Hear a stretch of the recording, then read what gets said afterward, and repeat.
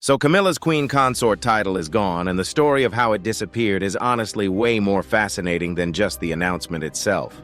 Because when you actually look at what happened, not the headlines, not the dramatic music, but the sequence of events that led to King Charles signing that decree, the whole thing turns on one specific moment that nobody outside the palace even knew about until now. And that moment isn't what you'd expect. It wasn't a public scandal. It wasn't leaked documents. It wasn't some explosive interview. It was a chair at a rehearsal that got moved and everything unraveled from there. Before we get into exactly how that happened, do me a quick favor and hit subscribe to Crown Watch so you don't miss updates on this story as more details come out. All right, let's break this down. So here's where it gets weird right from the start. King Charles signed this decree, a sovereign decree, which is basically the monarch's version of an order that cannot be questioned or reversed through normal channels. And Camilla had no idea it was coming. She walked into what she thought was a routine meeting about future engagements and found her husband waiting with a sealed document that essentially erased her public role. Not demoted, not adjusted, erased. The title of Queen Consort, which she had spent literal decades fighting to secure, was gone with one signature. And the thing that makes this so striking isn't just the decision itself. It's that Charles didn't blame advisors, didn't point fingers at William, didn't hide behind palace machinery. When Camilla asked him directly if he had signed it willingly, he looked at her and said, "I signed what the crown required." That's not a husband explaining himself. That's a monarch drawing a line between marriage and institution. And once you understand what led to that line being drawn, the whole thing starts to make a different kind of sense. The rehearsal incident is really the key to all of this. It happened at Windsor during a private investiture rehearsal. Investiture, those formal ceremonies where honors are presented very choreographed, very precise about who stands where, because where you stand signals exactly how much authority you have. Catherine was supposed to be positioned at the sovereign's immediate right side. That had already been agreed upon. It's the spot that says, this person is next in line. This person carries the future of the institution. But when Catherine arrived, her place card had been removed, just taken off the table and left on a side table like it didn't matter.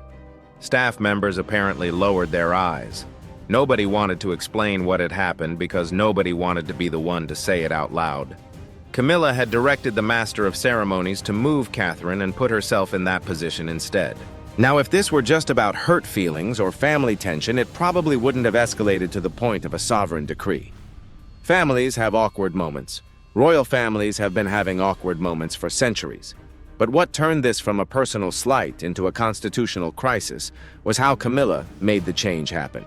She didn't ask for the adjustment. She didn't make a case for why she should stand there. She had the instruction delivered through her private secretary marked as carrying sovereign approval. That phrase matters. Sovereign approval means the order is presented as though it came directly from the monarch. You're not supposed to question it because questioning it means questioning the king himself. Except Charles never approved it. He had no idea the change had been made until William stormed into his private office, demanding to know why his wife had been publicly humiliated at a rehearsal his father was supposedly running. That's where the betrayal actually lands. It's not about the chair anymore at that point. It's about someone using the king's name, his authority, the weight of the crown itself, to settle a personal rivalry inside the family. Camilla borrowed power that wasn't hers to wield and aimed it directly at the future queen. Charles apparently stared at his son in genuine confusion when William confronted him. He summoned the relevant aide, and moments later they produced the handwritten instruction that had gone through Camilla's office. The king's expression changed. And I think that's the moment the decree became inevitable, even if nobody in the room knew it yet. What happened next tells you everything about how Charles handled this. He returned to the rehearsal without making a scene. He picked up Catherine's place card from the side table, put it back where it belonged beside his own chair, and turned to Camilla. What he said was simple. "You should never have spoken for me." No yelling, no public confrontation. But the message was unmistakable. She had crossed a boundary that couldn't be uncrossed. And instead of apologizing, Camilla defended herself. She said she was protecting the dignity of her title. That defense is actually really revealing because it shows she genuinely believed her position entitled her to act this way. She saw Catherine's growing prominence not as the natural progression of a future queen, but as a threat that needed to be countered. The logic was, if I don't assert my place, I'll become invisible. So she asserted it in the most aggressive way possible, using the king's name without his knowledge. Once the doors closed and it was just Charles and Camilla alone, the argument stopped being about protocol and became about trust. Charles placed the instruction that had been issued in his name between them. He asked why palace staff had been allowed to believe he ordered Catherine's displacement. His voice stayed low, which honestly makes it worse. Calm anger from someone who's usually emotional is way more unsettling than yelling. He wasn't asking about seating arrangements anymore. He was asking why his authority had been borrowed without consent and weaponized against his son's wife. That's not a marital spat. That's a fundamental breach of how power is supposed to work in a constitutional monarchy. Camilla didn't retreat, though, and this is where you can almost see both sides of the tragedy. She argued that she couldn't be treated as secondary every time William and Catherine entered a room. She said her title wasn't decorative, that it placed her beside the sovereign and gave the public a sense of unity around the throne. And in a way, she's not wrong about what the title was supposed to mean. Queen Consort is supposed to signal stability and continuity. The problem is that she had just demonstrated exactly why that unity was false. She had used the title to undermine the actual line of succession. You can't claim to represent unity while actively working against the future king and queen. Then Camilla said something that exposed the fear driving all of this. She accused Charles of allowing the palace to prepare for William's reign while he was still alive. She believed Catherine's growing importance wasn't a normal transition, but a quiet replacement. Every changed schedule, every adjusted position, every moment with the younger generation took precedence. She read all of it as evidence that both she and Charles were being pushed aside. And look, from a human perspective, I understand why that fear would exist. She fought for decades to be accepted, to be seen as legitimate, to reach the point where the nation would acknowledge her beside Charles. Watching that position erode while you're still in it has to be painful. But understanding the fear doesn't excuse what she did with it. She took that fear and turned it into an action that threatened the chain of command. Charles then revealed something that made the situation even worse. The rehearsal incident wasn't the first concern. Her office's activities involving residences, security access, ceremonial precedence, and household spending had already been placed under confidential review. Ceremonial precedence is one of those things that sounds boring but actually controls everything in royal life. It decides who walks in first, who stands closest to the monarch, who appears most prominently in official events. Those decisions signal real authority, not just politeness. And several of the orders coming through Camilla's office had apparently gone well beyond what a ceremonial role should be doing. Security clearances had been requested that weren't appropriate for her position. Access to sovereign briefings, those private updates prepared for the monarch on state matters, had been treated as though they were hers by right rather than by permission. When Camilla warned Charles that stripping her power would look like a husband publicly rejecting the woman he once asked the nation to accept, she wasn't wrong about the optics. It does look harsh from the outside. But Charles's response cut to the heart of the matter. He said, "This is no longer about what the country accepted. It is about what I can still defend." That line is doing a lot of work. He's saying the decision has moved past public perception, past their personal history, past everything he fought for to get her accepted in the first place. He's now in a position where defending her means defending actions that undermined his own authority, and he can't do both. So Charles convened a restricted council. This wasn't a family meeting anymore. It was a constitutional private secretary, a constitutional advisor, the keeper of royal records, and a legal representative. They were examining whether Camilla's continued possession of the Queen Consort title posed an active threat to the crown's chain of command. That's the language they were working with. Not was she rude to Catherine, or did she make a mistake? The question was whether her authority had become incompatible with the orderly operation of the monarchy. William's role in this is interesting because he didn't have formal power over the decision, but his position as heir made his judgment impossible to ignore. He would inherit whatever damage this situation created. If trust between his household and Charles's collapsed, it would divide staff, confuse public duties, and weaken the transfer of power when it eventually happens. William apparently chose his words carefully during these discussions. He wasn't ranting or celebrating or pushing for maximum punishment, But he was clear about one thing: he refused to support a cosmetic solution. Charles initially wanted to find a middle ground, restrict Camilla's staff, tighten controls, preserve her title, while limiting what she could actually do with it. William argued that wouldn't work. Limiting staff doesn't remove the authority attached to the title itself. As long as she held the rank of Queen Consort, people inside and outside the palace would continue treating her influence as an extension of the king's authority. The only way to restore a single clear chain of command was to remove the title entirely. The legal advisor made the same point more formally. The public and palace staff would keep treating Camilla's word as carrying sovereign weight as long as the title remained. Removing it was the cleanest solution constitutionally. Charles dismissed everyone except William, and that conversation must have been brutal. Charles asked his son, "You understand what you're asking me to do?" William replied, "Yes. That is why I wish there were another answer." That exchange tells you neither of them wanted this outcome. William wasn't seeking revenge for Catherine's humiliation. Charles wasn't eager to humiliate his wife, but the logic of the situation had narrowed their options to essentially one path, and both of them could see it. The decree was drafted while Camilla still knew nothing. She was attending meetings, going about her schedule, operating as though the title she held was secure. Meanwhile, the machinery of the palace was already preparing for her removal.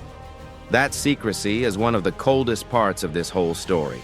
For several days, she was being treated as Queen Consort publicly, while the documents that would end that role were being reviewed and finalized behind closed doors. When she finally learned the truth in that sitting room, the thing that seemed to wound her most was discovering how long the process had been running without her knowledge. She had been performing a role that no longer existed, while the people around her knew it was already gone. The way titles disappear in royal life isn't through one dramatic moment. It's through a series of small refusals that add up to something irreversible. A briefing stops arriving. A vehicle gets reassigned. A staff member waits outside instead of entering. By the morning after the decree, Camilla's independent ceremonial office had been dissolved. Her employees were being reassigned to other duties. Her engagements were suspended. Invitations that used her Queen Consort title were being returned for correction. She remained Charles's wife legally and personally, but the palace no longer treated her as a separate center of authority. She lost automatic entry to sovereign briefings, constitutional meetings, and royal archives. Access that had once been assumed now required specific approval for each request. There's this detail about her dresser arriving with 2 wardrobe lists that really captures the shift. One list covered official royal duties. The other had private appearances she could still attend beside Charles. And she watched as the first list was quietly removed because those engagements no longer belonged to her. That's the reality of losing a royal title. It's not just the word disappearing from your stationery. It's your entire schedule being rewritten to reflect that you're no longer who you were yesterday. Charles apparently saw some of this happening. He stopped in a corridor when he noticed members of her household carrying boxes from the office near his own. He looked toward the doorway and found Camilla watching him. He wanted to approach, but guilt held him still. She waited several seconds, then turned away. Neither of them said anything. What would they even say at that point? The decision was made. The boxes were being packed. The public statement was being prepared. That public statement confirmed that the title had been withdrawn by sovereign decree and that future duties would be divided among Catherine, Princess Anne, and Sophie. Using a sovereign decree meant this wasn't a temporary pause or a cooling-off period. It was binding and immediate. Senior staff received new instructions within minutes of the announcement. Camilla's revised private style, how she would be addressed and referenced officially, had to be used immediately. The speed of it all suggests the palace had prepared extensively before the decree was signed. They weren't figuring this out as they went. They had a plan ready to execute the moment Charles's pen left the paper. The public reaction split pretty much exactly how you'd expect. Camilla's supporters said the punishment was unnecessarily severe, that decades of service had been erased in a single morning. Charles's defenders argued that marriage can't excuse the unauthorized use of sovereign power. He had protected her for years, they said, but he couldn't allow personal loyalty to weaken the authority of the throne. Both positions have some truth to them, which is what makes this situation genuinely complicated, rather than just dramatic. William watched coverage of the announcement with Catherine, and when a presenter described the decree as a victory for the future king, he immediately turned off the television. He said, "There is no victory in watching my father's marriage become public judgment." That reaction matters because it shows he understood the human cost, even while supporting the constitutional necessity. He wasn't celebrating. He was watching his father go through something awful, and knowing his own position had made it unavoidable. Charles also refused to let the announcement become an attack on Camilla's character. The palace prepared a draft that listed her disputed decisions, essentially building a public case for why the removal was justified. Charles rejected it. He insisted the statement focus only on constitutional clarity. He would remove her title, but he wouldn't authorize an official prosecution of her reputation. That distinction probably mattered to him. He was acting as monarch, not as an aggrieved husband trying to win public opinion. Camilla released her own brief statement through her former private office. She accepted the sovereign's decision and confirmed she wouldn't oppose the redistribution of her duties. That ended speculation that she might fight back publicly, that she might rally supporters or challenge the narrative. She chose silence instead, and according to sources, she had been offered another option. A former advisor told her that sympathetic friends could challenge the palace version of events and force Charles to defend his decision before the public. She considered it for several minutes, then walked into her former office alone. She removed the embossed stationery that carried her lost title and placed it in a drawer. When an aide asked if it should be destroyed, she said, "No. Leave it where I can remember what it cost. That's not forgiveness. That's someone making a calculated decision not to burn everything down, even though she has the matches." She understood that a public fight would force Charles to reveal every documented incident from her office, every questionable order, every overreach. Their marriage would be defined by mutual destruction rather than whatever private understanding they might still salvage. So she chose the drawer instead of the fire. The private meeting that followed between Charles and Camilla is where the emotional resolution actually happens or doesn't happen, depending on how you read it. They met without advisors, without legal language, without the decree sitting between them. Camilla wanted to know if he had chosen William over her. Charles wanted her to understand that the choice was never between two people. It was between private devotion and a crown that couldn't survive divided authority. Those aren't the same thing, and he needed her to see the difference. Camilla asked directly if William had demanded her removal. She wanted a name to blame someone whose ambition could explain the destruction of everything she had worked to secure. Charles said his son had argued for clarity, but the final signature was his alone. He wouldn't hide behind the future king. That's consistent with how he handled the whole thing, actually. He never tried to spread responsibility or make it seem like his hand was forced by others. He made the decision and owned it. Camilla's voice softened, but the pain underneath got sharper. She told Charles the title had never been only about rank. It proved that years of humiliation, public criticism, and waiting had ended in acceptance rather than permanent punishment. Losing it felt like being returned to the darkest part of her past, the years when the public blamed her for the breakdown of Charles's marriage to Diana, when she was vilified and excluded and treated as though she could never be legitimate. The title had been the proof that she had survived all of that, and now it was gone. Charles admitted something important in response. He said he had allowed her role to become inseparable from their love. Every time her authority expanded, he protected it because limiting her felt like betraying her. He had failed to create boundaries until restoring them demanded an act of public cruelty. That's a real failure of leadership, honestly. By letting affection override institutional judgment for years, he created a situation where the correction had to be devastating. If he had maintained clearer boundaries earlier, this might have been a manageable adjustment instead of a sovereign decree that humiliated his wife on the global stage. Then Camilla confessed what she had refused to admit before. Moving Catherine's place card at the rehearsal had been deliberate. She had feared becoming invisible as the monarchy gathered around William and his wife. She used Charles's name because she believed he would protect her once the decision had already been made. That admission changed the room. It transformed the incident from a misunderstanding or an overstep into something intentional. She had knowingly borrowed his authority, gambled that he would back her up rather than correct her publicly, and lost that gamble completely. Charles understood her fear but couldn't excuse what it had produced. Camilla understood that fighting the decree would force mutual destruction. She said she wouldn't challenge it. Charles reached across the table, but she didn't take his hand immediately. After a long silence, she placed her fingers over his and said, "You may have saved the crown. Do not pretend you saved us unchanged."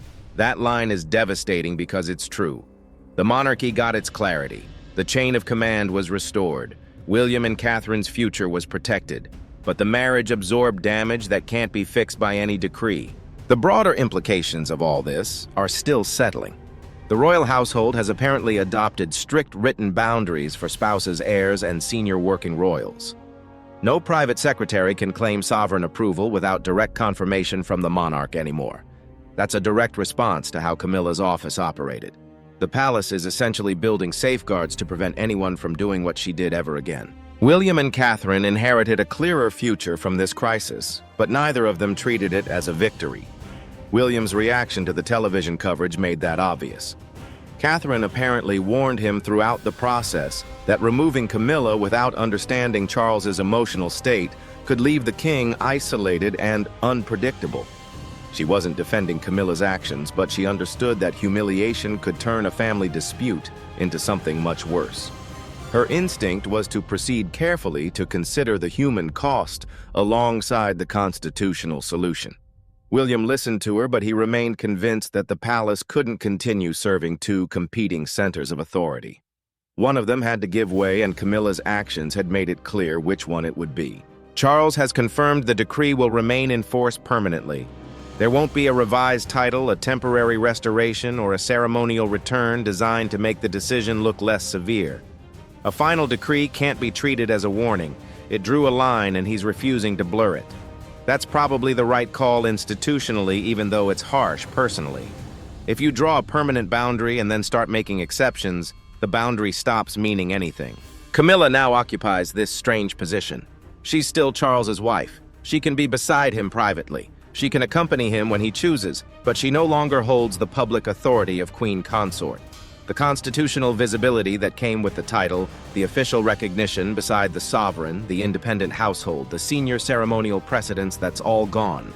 She's in the family, but not of the institution in the way she was before. Charles has privately admitted that he allowed love, guilt, gratitude, and royal power to become dangerously entangled. For years, he avoided setting limits because every boundary felt like another betrayal of Camilla. By waiting too long, he made the final correction far more painful than it needed to be. That's the tragedy at the center of this whole thing.